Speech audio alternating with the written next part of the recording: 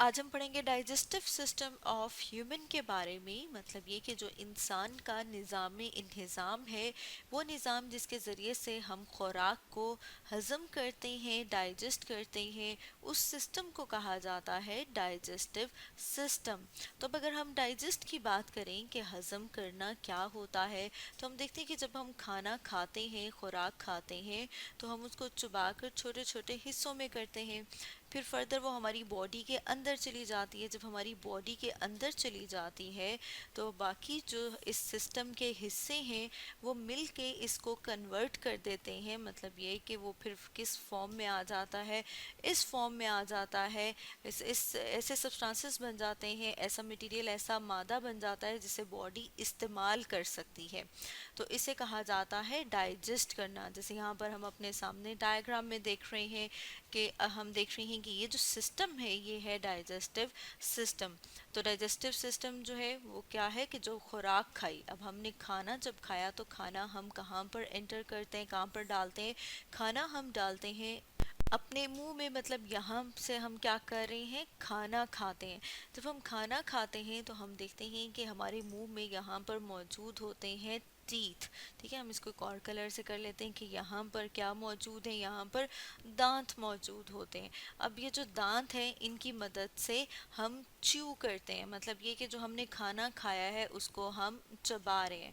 अब चबाते हैं जब, तो हमने देखा है कि जो हमारा मुंह है वो अंदर से थोड़ा थोड़ा गीला होता है। अब वो गीला क्यों होता है? क्योंकि वहाँ पर मौजूद है थूक, जिसे कहा जाता है स्लाइवा। तो यहाँ पर क्या मौजूद है? यहाँ पर ये जो हम देख रहे हैं कि जो पिंक कलर हम करें इसको, यहाँ पर क्या मौजूद होता है? स्लाइवा मौजूद होता है। तो जब हमने खाना खाया तो वो जो खाना है वो मिक्स हो जाता है उस थूक के साथ, उस स्लाइवा के साथ। तो वो अब क्या बन जाता है? वो एक पेस्ट सा बन जाता है।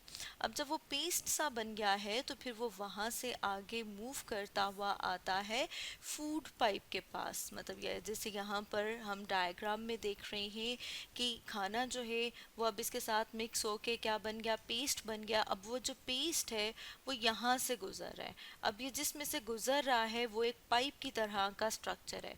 इस और गुजर क्या रही है इसमें से? फूड, खुराक। तो हम कह रहे हैं कि ये है फूड पाइप। अब फूड पाइप से होती हुई खुराक जो है वो एक और ऑर्गन में, एक और हिस्से में आती है। जैसे यहाँ पर हम देख रहे हैं ये क्या है? स्टमक। स्टमक कहा जाता है मैदे को। मतलब यहाँ पर जो खुराक है अब कहाँ पर आ गई है? स्टमक में आ गई है। तो जो स्टमक है इसका काम क्या है? स्टमक जो है वो बिल्कुल उस तरह से काम करता है जैसे कि ग्राइंडर काम करता है। और वो किस तरह से करता है कि जो फूड है उसको ब्रेक डाउन कर देगा। मतलब जो खुराक है उसके हम देख रहे हैं कि छोटे छोटे से हिस्से हो जाएंगे, यहाँ पर बहुत छोटे छोटे से जर्रे हो जाएंगे उस खुराक के। और जो स्टमक है, जो मैदा है, वो साथ में सिक्रीट करता है, रिलीज करता है ख़ास किस्म के केमिकल्स को। यानी कि ख़ास किस्म के जूस जो हैं वो खारिज करता है। अब जब ग्राइंडर में हम देखते हैं कि क्या होती है, चीज़ मिक्स हो जाती है।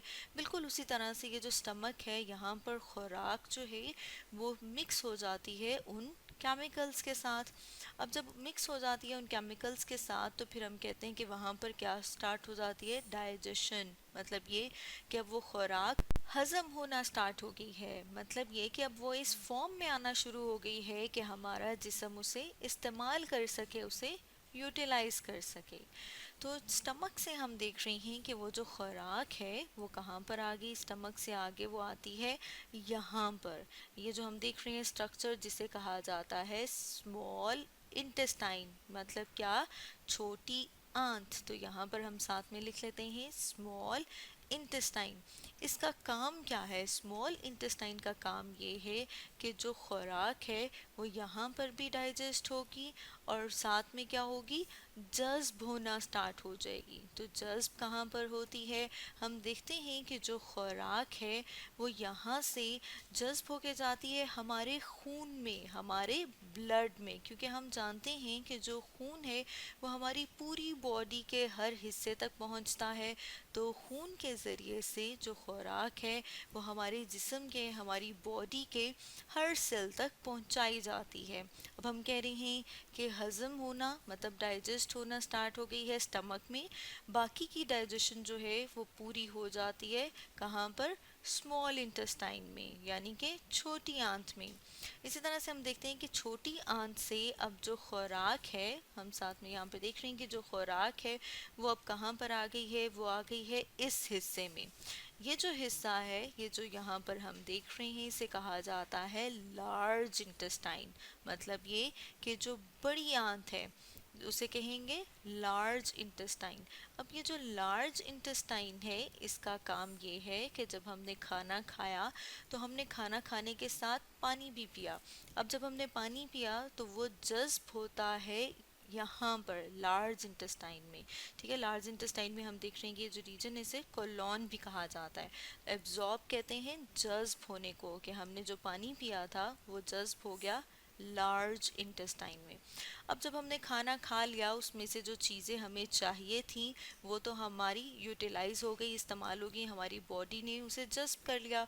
और खून के ज़रिए, ब्लड के ज़रिए हम देख रहे हैं वो हमारी बॉडी के मुख्तलिफ हिस्से, जैसे बाजू के भी हैं, सर के भी हैं, इस तरह हवा बॉडी के हर सेल तक खुराक पहुंचा दी जाती है।